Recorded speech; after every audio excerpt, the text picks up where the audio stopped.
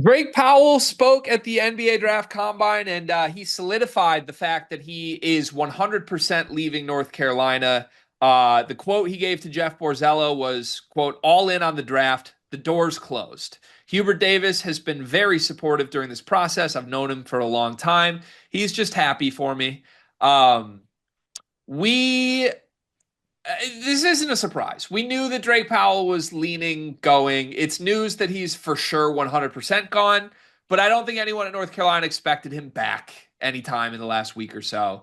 So that's not the notable news for a video here. The notable news is that he went on to elaborate about his year at North Carolina and had some very, very, very pointed things to say about his time at Carolina. The exact quote that caught everyone's eyes was this quote, I don't feel like I got a chance to showcase who I am at North Carolina.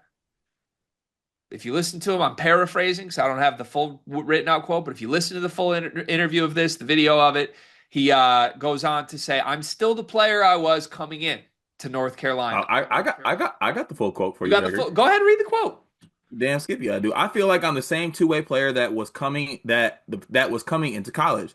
Obviously, I don't think I got to showcase that at UNC, but the potential is still there. I'm ready to learn as much as I can and continue to grow. Woo! Hey, NBA scouts. Hey, NBA, everybody, GMs, NBA. I'm still the guy I was before Hubert Davis got his hands on me. Yeah, just like, you know, Ian Jackson was that guy, and then Hubert touched him and he left because he was a five-star kid. And then Elliot Cadeau, who was a reclass five-star, probably expected him to be there for 2 years. He's now on his way somewhere else because he needed to get away from the shackles of Hubert Davis. Um, Drake Powell, another five-star, then comes out and says this. I would just be very reluctant. To maybe take my five-star status and maybe my NBA draft stock to Chapel Hill. And yet again, the summer of bad looks for UNC's head coaches and leaders. What else could happen? Okay, so this got me thinking. Go through them. Is there a player? There are a few, but is there a player that like had draft prospects that didn't completely torch themselves playing for Hubert Davis at Carolina? Like going through a couple that quick come to mind. Brady Manick was, I think, used to his best at Carolina. Harrison Ingram had a great year at Carolina. Uh, like Cormac Ryan, Cormac did have a but good like those year. guys, those guys aren't these guys. They're not Drake Powell's, right? And like as you go through the guys, Drake Powell feels like he tanked his stock, but he's still leaving. Like he doesn't want to go back and try and fix his stock because that ain't happening. Ian Jackson had to transfer, ruined his career. Elliot Cadeau had to transfer, probably feels like he ruined his career. Armando Bacot, he was a Roy Williams recruit, right? Was he going to the G League Combine telling people, "Hey, I'm still the guy I was when Roy took me"? Like, is that what happened? Because he didn't get anywhere. Caleb Love, is he at the Combine right now? He is, right? Maybe I don't Is know. he telling people, "Hey, I'm the guy that Tommy Lloyd turned me into"? Like, what is this? I guess. Do you think this is a Drake Powell specific thing, or do you think it applies to everybody that's played for Hubert Davis?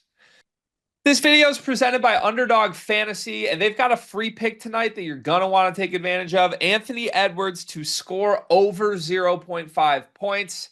Ant scores every single playoff game, as far as I know. Card, has he ever not scored?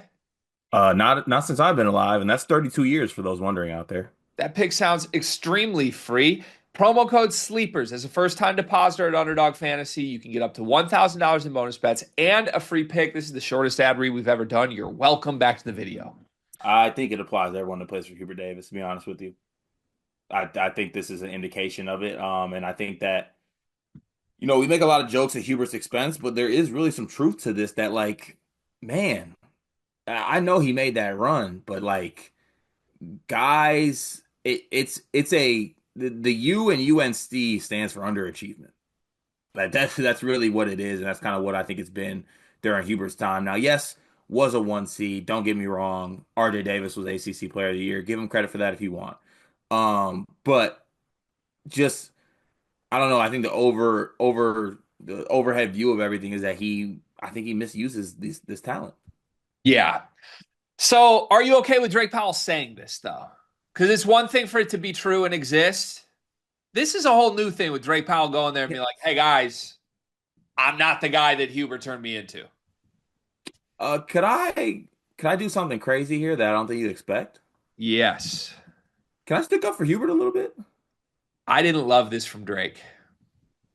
Like I going back on it, I expected to see that Drake Powell didn't maybe play as much or something like that, that he, played like 19 minutes a game or something like that. Drake Powell played 26 minutes a game, and honestly, down the stretch, as long as he wasn't in foul trouble, this was a guy that was getting at least 25 minutes a game. Yeah. Obviously up until like the middle of December, maybe if you want to say that, but outside of that, I mean, minutes here 24, 30, 32, 27, 35, 34. At least 25 minutes in all the games. ACC played 20, 29, 26, 29, 30. Like he was playing. Now, did he like his role? Maybe I don't know, but this wasn't also a situation where he just did not play. Yeah. I agree. Look, I think the way Carolina's roster was, it is going to leave a lot of guys feeling like, oh, maybe I didn't get to do me, right? Because you had too many guys that needed the ball. I think that was the issue. Elliot Cadeau needed the ball to function. R.J. Davis needed the ball to function. Seth Trimble certainly needed the ball in transition. Ian Jackson, Drake Powell both feel like they needed the ball, even if they didn't. So that's hard. It's hard to please everybody, which I do think was a big part of North Carolina. But yeah, I would just push back. He got chances. He got a lot of chances in ways that Ian Jackson did not. Like if Ian Jackson sat there saying this, I would be like, yeah, hell yeah, you didn't get to play. Drake Powell started like 80% of the games from December on. He played 30 minutes most nights in conference play. He wasn't very good. Like he had flashes, but man, like Hubert Davis didn't force him to shoot 64% from the free throw line. Like Hubert Davis didn't force him to have a 7% assist rate to a 12% turnover rate. Like I just don't think I've seen it with Drake Powell. And I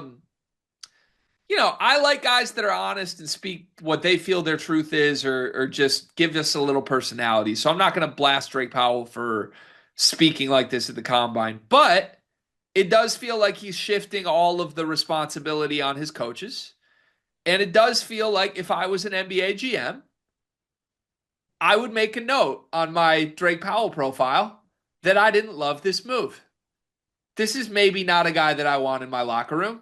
If he played a bunch of minutes, started a bunch of games, and is complaining about how he was used, okay. Like, yeah, dog, you're not a lottery pick here. I know you can jumpy jump. Combine showed us that. But right now, you haven't proven you can do much else, and you haven't proven that you can be a good teammate when the season ends right now. And that's not a good thing for a guy that's mocked in the second round to do.